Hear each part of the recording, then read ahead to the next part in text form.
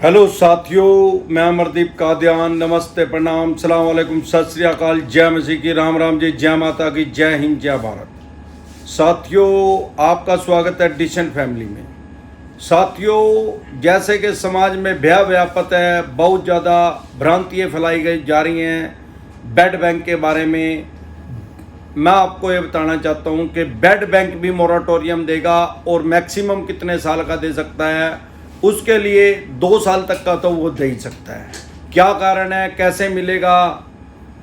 किसी भी चीज़ का फायदा है तो नुकसान भी है। अभी जो झोला छाप यूट्यूबर हैं वो लोगों को डरा रहे हैं, भाई बेड बैंक आएगा, ये करेगा, वो करेगा। यार बेड बैंक कुछ नहीं करता, नाम उसका बेड रख दिया, आ जाने दे भाई बेड बैंक ने। बेड बैंक फायदा भी करेगा, ये भी आपको बता देता हूं। फायदा क्या करेगा आम और खास आदमी का, और किस कारण करेगा, सामान्य बोलचाल की भाषा में अभी आपको बताऊंगा। सिक्के के 2 पहलू होते हैं भाई साहब। आप 5 रुपए का सिक्का लो, एक साइड चैन है, एक साइड बुत है। एसी है, चल रहा, मजा आ रहा, ठंडी हवा लग रही, फायदा हो रहा। घाटा क्या हो रहा, बिल ज्यादा होएगा। गाड़ी है, एन राम तक गर्मी सर्दी बारिश तक बच रहे, जाडे में जाडा नहीं लगता, हीटर चला लें, गर्मी में एसी चला लें, बारिश में बारिश लगती ही नहीं। घाटा क्या है, सर्विस करवानी पड़े, इंश्योरेंस करवाना पड़े, गाड़ी में तेल फूका है, और भाई उसकी कीमत कम हुआ है। ऐसे ही बेड बैंक का घाटा क्या है भाई, ये चवन्नी छापों को अपने पास हो और भी ज़्यादा चवन्नी छापों को लगाएगा। ज़्यादातर मेरे हिसाब से क्या करेगा, गामड़ी बंदों को लगाएगा। ग्रामीण प्रवेश के आदमियों के जो चवन्नी छाप है ग्रामीण प्रवेश के, उनकी ज़्यादा जॉब लगेगी, क्योंकि उनकी भाषा कड़ा करा, आड़े उड़े, पीछे जिंदा के यूनी करता के, आड़े उड़े, वो बकवास करेंगे, अब शब्द बोलेंगे लोगों को। लेकिन उसका फायदा क्या है, उस सिक्के का दूसरा पहलू क्या है भाई।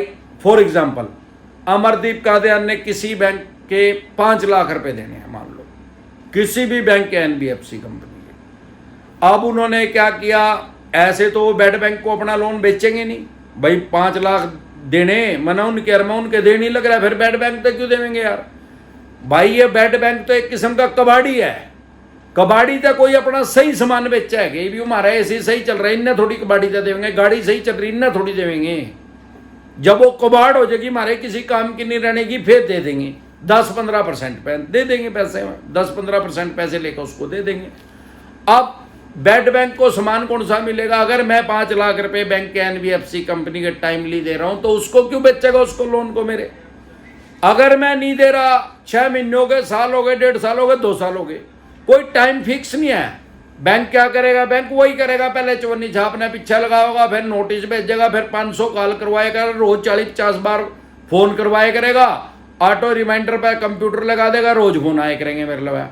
फिर चरखी दादरी ता आएगा, बम्बाड़ा ता आएगा भाई, गुजरात ता आएगा, मुंबई से आएगा, दिल्ली से आएगा, खोपड़ा खराब कर देंगे।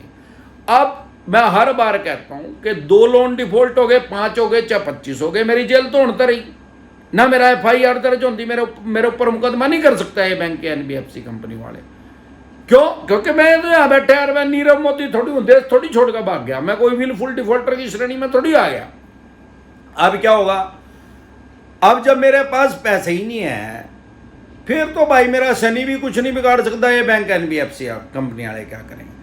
अब इन्होंने क्या किया, साम दाम दंड भेद, चारों तरीके यूज करके देख लिए। चवन्नी छाप भी मेरे पीछे लगा दिए, और मेरे पास फोन भी 500 करवा दिए, और भाई सारी तरीके का प्रेशर डाल दिया, नोटिस भेज दिए।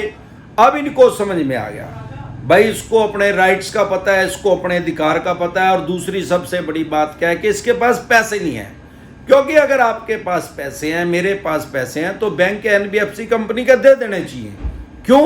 नहीं तो फ्यूचर में फाइनेंशियल डेथ कर देंगे यार। फ्यूचर में कोई बैंक के NBFC कंपनी लोन ही नहीं देगा हमारे को, हमारे बच्चों को भी लोन मिलना मुश्किल हो जाएगा।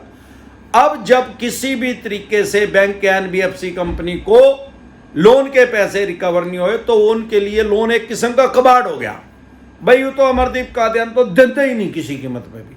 अब वो उसको 10-15% पैसे में बेच देंगे, मतलब वो उसको 50,000 में भी बेच सकते हैं, 60-70-75,000 रुपये में उसको बेच देंगे। मैक्सिमम 1 लाख रुपए में खरीदेगा यार, वो तो कबाड़ी है, कबाड़ी वाला ही रेट देगा बेड बैंक तो।